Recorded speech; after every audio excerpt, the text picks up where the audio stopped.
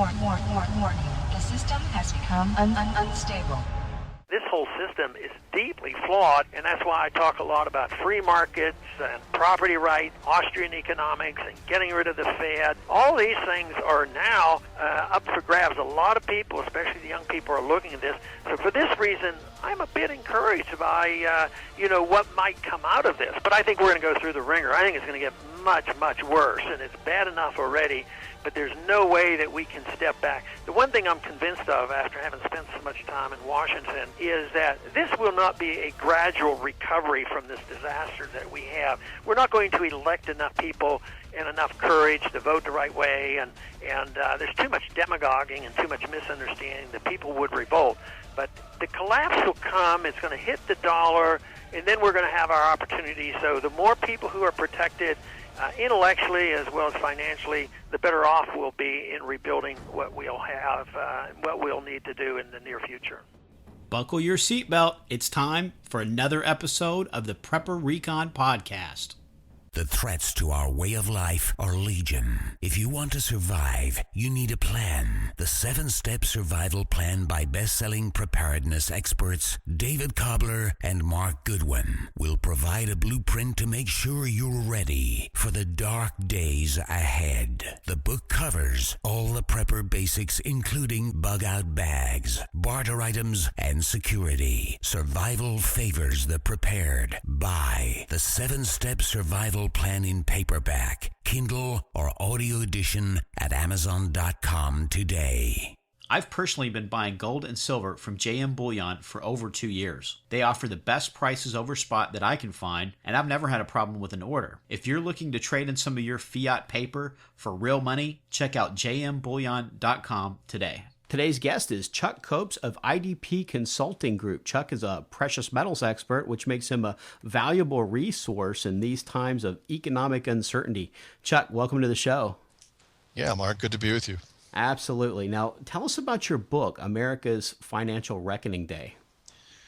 Well, it's a general theme in my book that America's in decline, and we expect to see Europe rising. And of course, that's in the news a lot today, but we're actually in worse shape than Europe in many ways structurally. And so it's really, I guess the theme would be the loss of the reserve currency status that the U.S. has had, since 1944. And that certainly is under challenge around the world. We're being isolated, de-dollarized, de-Americanized. I think that's Chinese call it.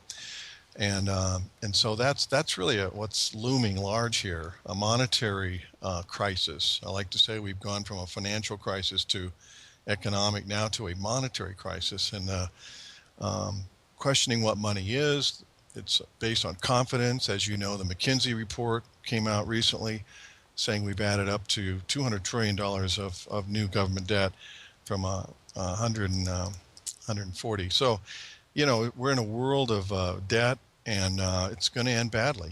These things can't be sustained. It's all really based on confidence. And that's pretty shaky right now, confidence game. So I think that's what people are mostly concerned about. So America's Financial Reckoning Day kind of says it all. We're facing a day of reckoning, and we're just postponing it, as you know. And I heard about you through one of my listeners, Bill M. I'm not going to give his last name on the air because I don't, a lot of people are worried about operational security in this day and age with the government looking over our shoulder all the time. But, he had gotten a hold of your newsletter, and I read your May newsletter, and it was entitled Financial Reset, SDRs, and the Globalist Financial Endgame. There's a lot of stuff to cover right there in those three things. But let's start with the financial reset. What do you expect from the reset, and what does that look like in America? Give us a picture of what that looks like to the man on the street. Well, again, we're back to the dollar's place in the world. We have had a 60% reserve in the central banks, up to 90% in just recent years, down to 60. And there's a proposal it's necessary that the world have a reset, a monetary reset. It's being forced on us. It's going to reduce America's lifestyle. Robert Triffin, as you know, was an economist in the 60s. He worked at the Fed. He was a Yale professor. He worked at the IMF. And while at Yale, he did his study, which is now known as Triffin's Dilemma. And that's really what we're facing. I think it just fits perfectly with what you just asked about a reset being forced on us. We have exported our inflation. That's our main export. And in doing so, we've been able to enhance our lifestyle in America. We've exported the inflation, and it's not really been felt here. They recycle our dollars. That's been done through the petrodollars you're aware of, and so on. And that privilege, exorbitant privilege is what the French called it, of the U.S. dollar, is, can't last forever. Triffin put it this way in his study. He said that the reserve currency of the world must run trade deficits to supply the world with currency. And the dilemma was how to maintain confidence in the currency and then have inflation as well. And that's been the case, as anybody knows. The other dilemma was there was too many dollars at the time. He wrote this in 1961. There was more dollars offshore than gold reserves. And that started to become a stress point. And they created the London Gold Pool in 1961 in order to suppress the gold price at 35. That had been the official price at the Bretton Woods Agreement in 1944. So they tried until 1968. That failed. In 1969, they introduced at the IMF the special drawing rights. And they were actually backed with nominal gold backing to provide confidence in the dollar. Well, as you know, the war was going on in Vietnam, and warfare welfare state that we're running. And by August 15th, 1971, Nixon's advisors had him read a speech, as you're well aware of, the decoupling of gold from dollars being redeemed at the New York Fed. So they defaulted. Well, let's call it for what it was. It was a gold delivery default from OPEC, French, and others. And the Europeans weren't very happy about this. And I remember John Connolly was the Secretary of the Treasury. He said, it's our currency and it's your problem. Isn't that kind of our attitude today? Yeah, nothing's changed there, has it?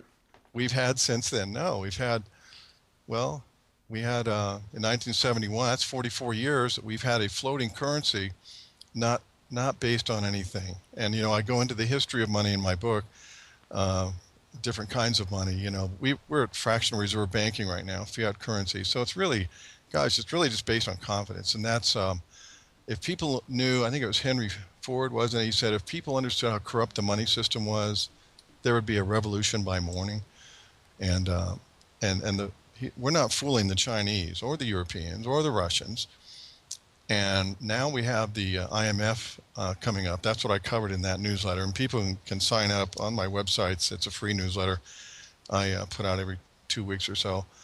And so every 10 years since for several years, they've been putting out the SDR since 69. They kind of revived it in 1999. They used it a little bit in 79, 2009. They issued more SDRs. They even gave a loan to the Ukraine in SDRs, and the Greece right now really defaulted in May, and they pulled out their SDR reserves at the IMF. So that's, it's something nations can settle with. But this October, there's going to be a new calibration of the SDR, and this gets really interesting because they do it every 5 years. And in 2010, the Chinese were kind of not allowed to have more voting rights at the IMF, and they've been wanting this. So what did they do? They went out and joined the Asian Free Trade Area, which dominates that free trade area over there. They formed the BRICS Development Bank on the anniversary of the Bretton Woods Agreement in June of 2014. I thought that was very telling. And now, of course, the Asian Infrastructure Bank. Now, my next newsletter is going to cover the new economic Silk Road, I think they're calling it, gold and the trade with Russia and all that. So they're really ganging up on us. Of course, we know a lot of gold is going from the west to the east, and they are about to introduce or announce their official gold reserves. They haven't announced that since 2009. They say they have 1,000 tons. The guess is right now that they probably have more than 3,000, probably more than 10,000, and some even say as high as 20 or 30. And they mine. They're the biggest miner in the world, so they could have easily mined in their industrial revolution of 30 years, easily 15,000 tons. So, boy, what a game changer that'll be, because after World War II, the U.S. had 22,000 tons, after World War II, and it got dwindled down. That's why Nixon closed the gold window. So what do we have, 8,000 tons in New York? That's very doubtful. Some even say 6,000 or less. But And it's all leased out. well, it's If it's there. at least. Yeah, if it's there. And so it really is a shell game, isn't it? Because the Austrians right now, they want their gold from London. Germany wants theirs.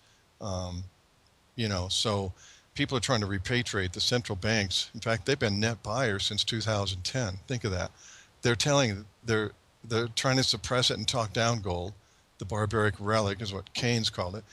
And yet they're net buyers. And boy, that tells you quite a bit. Doug Casey's done a lot of research on that. But what I proposed in my newsletter in some pie charts, you probably saw that, right? Yes.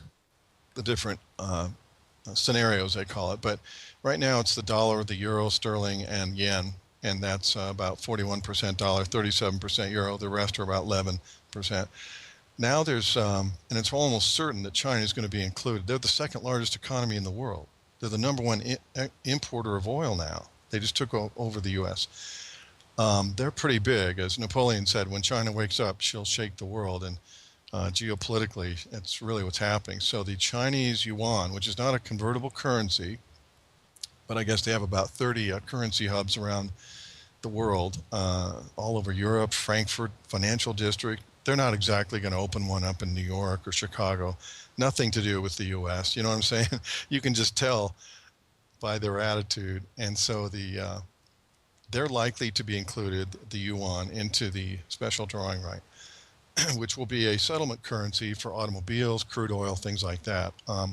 Interestingly, one of the privileges we've had, and I have a report on both of my websites. It's a petrodollar warfare report that explains the recycling of our debt through the petrodollar, the accumulation of crude oil in dollars in 1974. And that in a way, that kind of replaced Nixon's dilemma, Triffin's dilemma in 1971, because we were still able to recycle our debt and support the treasury market.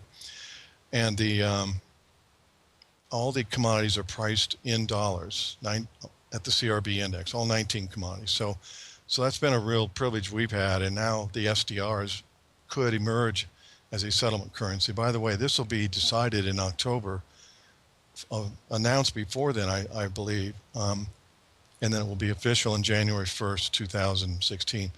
This doesn't mean that SDR is suddenly going to be used, and it's not something with local currencies. Nations would still have their local currencies, but it is something that could be implemented in a crisis, and I do see that coming. So it's likely also that Canada and Switzerland would be included in this new scenario. And the Swiss, as you know, unpegged their currency from the euro in January, and that was pretty dramatic. They didn't announce that. It was 30%, decline in their currency. So really, it shot up 30% overnight. It was up 30%. Yeah, and a lot of currency traders they had to close their doors the next day, didn't they? Yeah, it was pretty disruptive, very much. The Austrian bank is in trouble right now because of all those mortgage loans in the Swiss franc or something. So they're having trouble. That's why they're probably repatriating 110 tons of gold over there. In fact, China, I would have to believe that China has to unpeg their currency, just like the Swiss did, to qualify to be part of the SDR. They have to open up a capital account. That's what Rickards calls it, to freely trade in and out of the SDR. So that's just a big movement underway, and it really does solve Triffin's dilemma. In other words, you wouldn't have just one currency abusing, exporting its currency and doing that. So I guess you could call it a new architecture for the global monetary system, and I developed that in my book quite a bit with the where that's heading. So, Rickard, speaking of him, he wrote The Death of Money, his book. We did a program once together, and he likes to talk about the unstable monetary system as an avalanche, right? And too much snow comes on, or too much debt, and then suddenly it collapses, and that's where we are in the world. and then the latest book, The Big Reset, by Middlecoop. And he says this new monetary architecture will either be well planned, or he says hastily implemented on the back of a dollar crisis. And I kind of see that's where we're heading right now. We're going to take a quick break, and we'll be right back. Katie Armor offers affordable body armor, including level 3 trauma plates made of AR-500 steel. They can endure multiple rounds from pistols and rifles up to 7.62 NATO. Their plates are available with Rhino Linings coatings to reduce SPA. Go to katiearmor.com, that's CATI armor.com today. When disaster strikes, it's too late to prepare. PrepperRecon.com offers MOLLE-compatible individual first aid kits for your home, auto, or bug-out bag. These kits have everything you need to address a traumatic injury, including an Israeli battle dressing, quick clot, EMT shears, suture kit, Steri-strips, tourniquet, ACS chest seal, tough strip bandages, gauze, and so much more. $89 includes shipping. To buy your individual first aid kit, go to PrepperRecon.com and click the store tab at the top of the homepage. Order today before it's too late. And now tell us what this is going to mean for the dollar, because part of the dollar's demand, it's artificial in nature. You talked about the petrodollar a little bit, and of course, oil's traded in dollars, which kind of creates an artificial demand for the dollar, which kind of props it up and allows us to be abusive, like you said. And while we call it a floating currency, when we look at these floating currencies against gold, they look a lot more like sinking currencies as a side note, but to not get off on a rabbit trail there. But what does it look like for the dollar in the future when it loses that reserve currency status and we start to switch over to SDRs? Well, again, that'd be for trade settlement. You'd still have domestic dollars, but there'd be less need for it. In other words, in the new SDR, they're allocating only a 40% percentage for the dollar, and it could even be less if you look at some of those scenarios. In fact, there's even talk of putting gold into the component to restore confidence in the system, and that is not that's very possible. And if that happens, you could suddenly see gold, hit $5,000 to $10,000 an ounce, and I think it would have to do that. Of course, that would take silver up as well, and I really favor silver. I hope we can talk a little bit about that. What it means for the dollar is a lesser role for the dollar, and that would be, as Franz Pick, an economist, said, the destiny of a nation's currency is the destiny of a nation. And look at Japan right now. It's a good example of postponing a reckoning day. We would have a lesser role in the world. There'd be less dollars needed. There'd be less recycling into our treasury market. That would be the debt market we have, and that could blow up at any time. Right now we're struggling with interest rates, saying that we're going to raise them. But I think we're essentially trapped where we cannot do that. We're in a debt-based monetary system. You've heard people talk about that, where everything is, we issue new bonds against the new notes that we make to fund the government. That's the essence of the Federal Reserve issuing monetary inflation. So right now we just have a financial repression, and we've had a ZIRP policy for over 6 years, 6.5 years. Because they're trapped, like all the central banks, they're really trapped in debt saturation, and they can't raise their rates to a normal rate. A 10-year benchmark would be 5 or 7%. That'd be $1 trillion in interest today. So they can't do that. And that's hurting savers terribly here in the U.S., and 19 other banks have negative or ZIRP rates too. So it's really, I guess economists call it pushing on a string, right? You studied economics, right? Yes. You did that, the dismal science. I find it very fascinating because it connects the dots in the world, right? And, so we have a policy today of financial repression. This is hurting pensioners and savers, and it's a real trap that people are in. You can just see our economy is trapped. 70% of our economy is consumer spending, they're really just tapped out. We have negative GDP in the first quarter. You just saw that, and it's just too much debt in the system. And to try and service it, a reckoning day would be when rates have to go up to normal rates, and that would be unsustainable. Then you'd have a collapsing situation of the dollar, and the future of the dollar is I would get out of dollar-denominated assets. I would do what the Chinese are doing. They're going to probably recapitalize their economy on the back of a genuine price discovery in the price of gold and silver. And so it's to me, it's some have called this the most historic opportunity, the largest transfer of wealth in history. You can't, wealth is never really lost; it's just transferred. And for those who are smart enough to do that, they should be doing that today. That's the other side of my business, IDP consulting. So Gresham's law says that bad money drives out good money, and boy, you can just see this in Europe and everywhere else. Right now we have dollar strength. I love that term. It's such an oxymoron. Dollar strength is only because the other currencies are doing so bad, and particularly the Eurozone, which I think is going to default here on June 5th, finally. And that's going to be quite that could be the trigger to start the restructuring or the need for a monetary reset and all of this. So that's something to really keep your eye on. And then talk to us a little bit about your valuation for where you think gold could go, how you reach that valuation, and then also after you cover that, tell us about the gold to silver ratio, and if gold moves up, what happens with silver?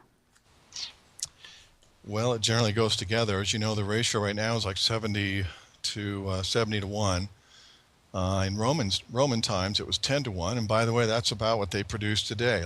Last year, I think it was 29,000 tons of gold. What was it? It's about a 10 to 1 mining ratio. So in the market, it should be close to that, in fact, but it's 70 to 1. In more recent years, 15 to 20. So I think we're going back to that. So that ratio is going to really tighten up. What's really going to have a factor here is, and I cover that in my newsletter, last few, and certainly the next one now with the new Silk Road. China has opened up the Shanghai Gold Exchange. It's been around since 2002, but they've gone live last year on a platform to actively trade in gold and for physical settlement. They want, in their own words, the People's Bank of China, they want genuine price discovery in the gold and silver market. They're well aware of the manipulation. They're probably even doing part of it in cooperation with New York and London. And I think Gata.org's done some research on that. I think that's probably compensating them for their huge losses with Treasury assets. And so the outlook for that is, I think it's a direct challenge from the Shanghai Gold Exchange to the COMEX in New York and LBMA. Of course, we call it the Crimex because that's where they rig the markets. They so much naked shorting, it's almost historic going on right now. They have about a 150 to 150 to 1 paper derivatives for every ounce of silver, eligible silver. So it's more like a casino. They're not standing for delivery, so they really don't have it. And I call it musical chairs because, when the music stops, do you want to be holding a paper contract or do you really want the real thing? And of course, I stress physical delivery for people. So right now, that's tremendous pressure. The outlook for gold, especially the SDR and that allowing it to, reset the price of gold could be pretty dramatic. I mean, $10,000, $5,000 gold would be $300 silver on a 15 to 1 ratio. So you can do the math. They are suppressing the metals. They're doing this just like they did in the London gold pool, because if gold and silver is going up, it's like a flashing light on your dashboard. Something's wrong. Something's wrong with the engine, and something's wrong with our debt-based economies and business model of just printing more and more and so on. So it's really they want to suppress that and not panic the people and make things look better. But interestingly, the banks themselves are the main buyers. In fact, I believe, have you heard how much JP Morgan has right now? I think it's anywhere from 100 200,000 to 300,000 ounces of silver. Yeah, just And the last I heard is that there were buyers. buyers and while telling everybody that it was going down. Yeah, so and Jamie Dimon should know because he just wrote a letter to his shareholders saying the next crisis is going to be worse than the one in 2008. Mm-hmm. And that is exactly what I share with people. And we've kicked the can down the road. David Stockman's done great work on this. What a libertarian he is. His book's The Great Deformation of America, The Corruption of Capitalism in America. It just says it all. It's we've really deformed it and kicking the can, and it's going to be worse now. You know, the Fed is leveraged 80 to 1 right now. And Lehman, when it collapsed, was something like 27 to 1. Now the banks are like 50 to 1 everywhere and worse. So it's just, you know, I always say an optimist is one who doesn't know all the facts. If you knew all this stuff, how bad it really was, you'd be running, not walking, to get some medals. And my business is going crazy because people just see this coming, you know. So anyway, yeah, that's the outlook. I favor silver, since we might as well talk about that.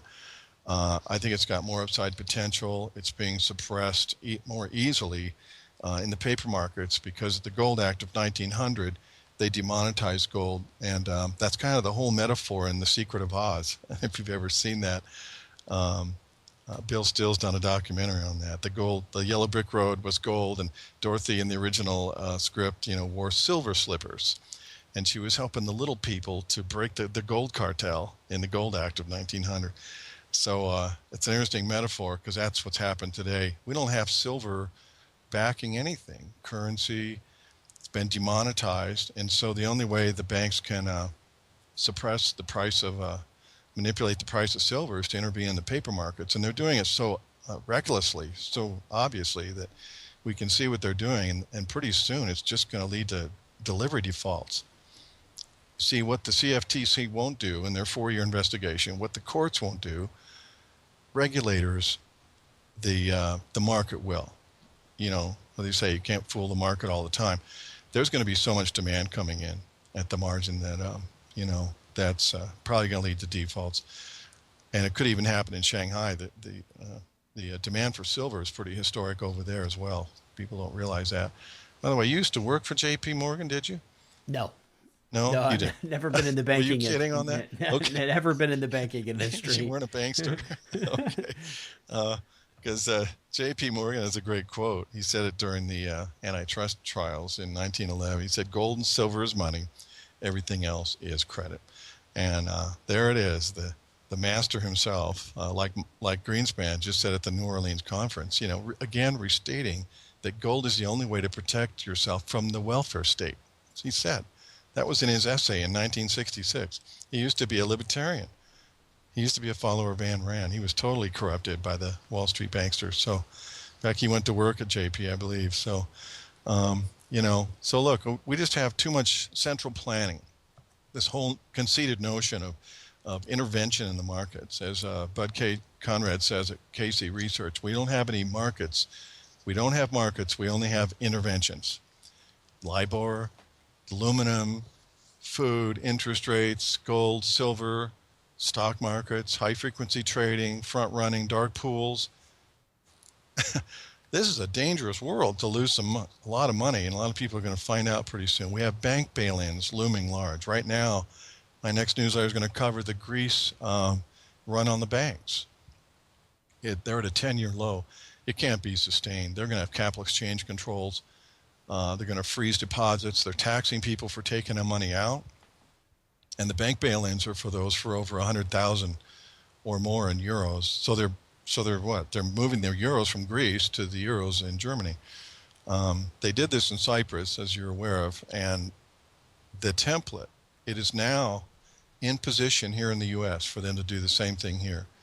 I think I have a comment by the director of Moody's, Robert Young, director at Moody's, said, "Rather than relying on public funds, taxpayers to bail out one of the banks, we expect the bank holding company, unsecured creditors will be bailed in and therefore shoulder most of the burden for recapitalizing the banks." That is because of Section 716 of the Dodd-Frank bill, that taxpayers cannot bail out these too big to fail. So they're going to trap people with their deposits and bail you in and make you a shareholder and give you some Class A bank stock. How would you like that? Hey, Preppers and Patriots, that is the end of part 1 of my conversation with Chuck Copus, and tune in next week for the second half. Happy prepping. In the Days of Noah, Book 2, Persecution by best-selling author Mark Goodwin. A globalist conspiracy transpires by way of a false flag attack against America's energy infrastructure. Noah and Cassandra Parker witness a complete economic meltdown, which is intentionally triggered by the event. The assault is blamed on patriots and Christians who are rounded up into detention centers across the country. Noah and his friends must take action to prepare for the meltdown and defend against the totalitarian regime, which is gunning for their freedom and, quite possibly, their very lives. Get your copy of The Days of Noah, Book 2, Persecution for Kindle, paperback or audio edition at Amazon.com today.